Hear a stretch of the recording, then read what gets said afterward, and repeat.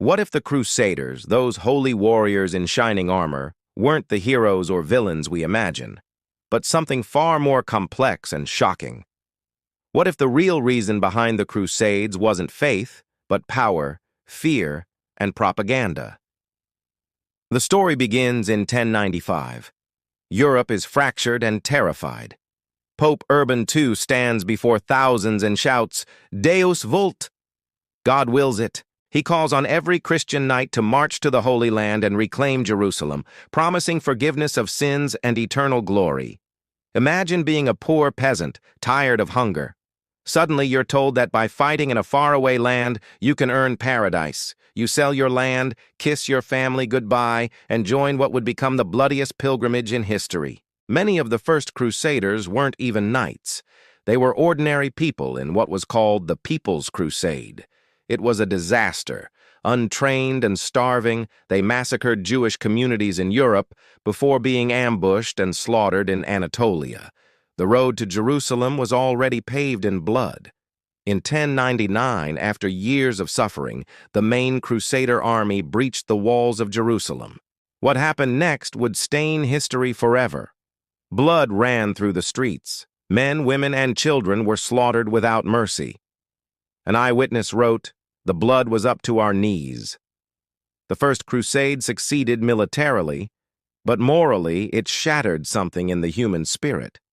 From these wars, new orders were born. The Knights Templar, warrior monks who became medieval superstars.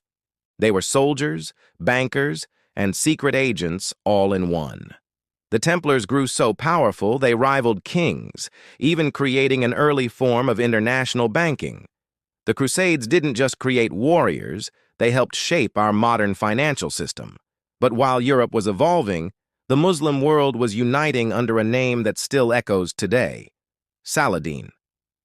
He was a brilliant strategist and a man of deep faith. When he retook Jerusalem in 1187, he shocked the world. Instead of a massacre, he spared thousands of Christians. He and his rival, Richard the Lionheart, respected each other so deeply that when Richard fell ill, Saladin sent his own doctor and fresh fruit, a Muslim general aiding his Christian enemy in the middle of a holy war. The Crusades aren't just ancient history, they're a mirror. The phrase, holy war, using religion to justify violence, it all traces back to this era. So the question isn't just, what did the Crusaders do? It's, what have we learned from them? They were people driven by faith, fear, greed, and hope. They dreamed of heaven, but often created hell on earth. Every generation has its own crusade, a cause we believe is pure, an enemy we create. But if history teaches us anything, it's that when faith loses compassion, humanity loses itself. Do you think we've truly evolved since the Crusades, or are we still fighting the same battles with different weapons?